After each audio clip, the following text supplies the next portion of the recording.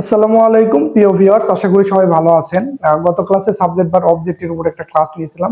আজকে যে বিষয়ে ক্লাস নেব সাবজেক্ট ভার্ব অবজেক্ট এর নিয়মে ইংলিশে কিভাবে ছোট বাক্যকে বড় বাক্যে রূপান্তর করবেন এবং বাংলার বড় বাক্যগুলোকে ইংলিশে রূপান্তর করবেন, ট্রান্সলেট করবেন। খুব সহজে সেটা বোঝাবো। দেখেন, এর জন্য আপনাদের যে একটা স্মার্ট টেকনিক শেখাবো, সেই স্মার্ট টেকনিকটা মনে রাখলেই আপনি বড় বড় বাংলা বাক্যকে ইংলিশে রূপান্তরিত করতে পারবেন এবং আপনি ছোট ছোট বাক্যকে বড় বানাতে পারবেন।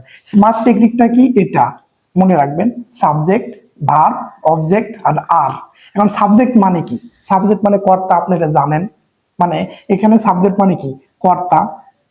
কে, কে দ্বারা প্রশ্ন করলে সাবজেক্ট পাওয়া যায়। ভার্ব মানে কি? কাজ, আপনারা ভালো করে জানেন, আগে পড়াইছি। আর অবজেক্ট মানে কি?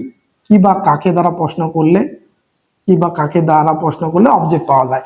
আর মানে কি? রেস্ট অফ দ্য সেন্টেন্স, মানে বাক্যের যে অংশটুকু, আরো অংশ যেটা বাকি, সেটাকে বলা হয় রেস্ট অফ দ্য সেন্টেন্স।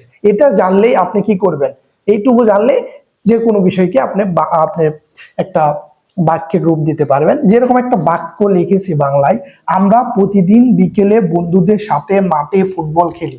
দেখেন, এই বাক্যে অনেক দিকে কনফিউজড হয়ে যাবে যে কোনটা সাবজেক্ট, কোনটা ভার্ব, কোনটা অবজেক্ট, কিভাবে আমরা এটা সাজাবো ইংলিশে। যেরকম দেখেন, এখন দেখেন এখানে সাবজেক্ট কোনটা? আমরা, মানে কে খেলে? আমরা খেলি। আমরা ইংলিশ কি? উই। এখন দেখেন, তাহলে এখানে বললাম যে উই। এখন দ্বিতীয়ত এটা সাবজেক্ট গেল, কে, আমরা। এখন ভার্ব মানে কি? কাজ। তারপরে কি? কাজ। এখানে কাজ কোনটা? এই দেখেন, খেলি। খেলা ওয়ার্ডটা কি? কাজ। তারপরে খেলার ইংলিশ কি? প্লে। খেলার ইংলিশ কি? প্লে। এখন দ্বিতীয়ত অবজেক্ট গেল, ভার্ব গেল। তৃতীয়ত অবজেক্ট। অবজেক্ট মানে কি বা কাকে দ্বারা প্রশ্ন করলে অবজেক্ট পাই, আমরা জানি ওয়াটার হোম। তাহলে এখানে কি খেলি বলেন তো? ফুটবল খেলি। এখানে কি খেলি? ফুটবল খেলি। তাহলে এর ইংলিশ কি? ফুটবল। এখানে লেখাই আছে ফুটবল। তাহলে এটা সাজালে কি হচ্ছে? Subject we play football, F T B A double, এটা গেল।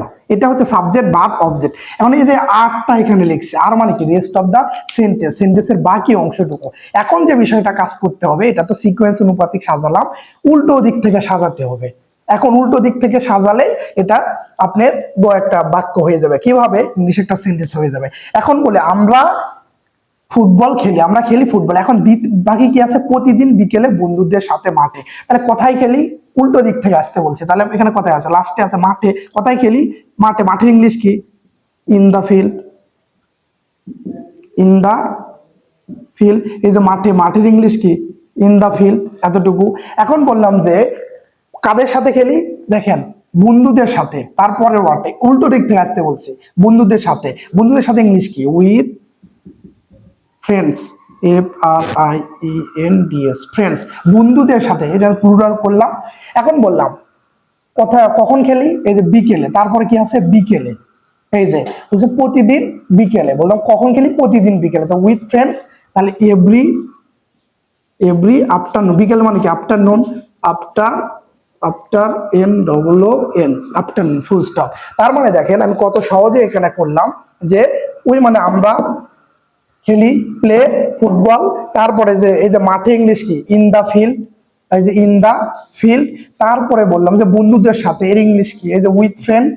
তারপরে আবার তারপরে কি আছে? প্রতিদিন বিকেলে। এই যে এভরি আফটারনুন। কত সহজে দেখেন আমরা একটা বড় বাক্যকে ইংলিশে ট্রান্সলেট করে সুন্দর করে সাজাতে পারলাম।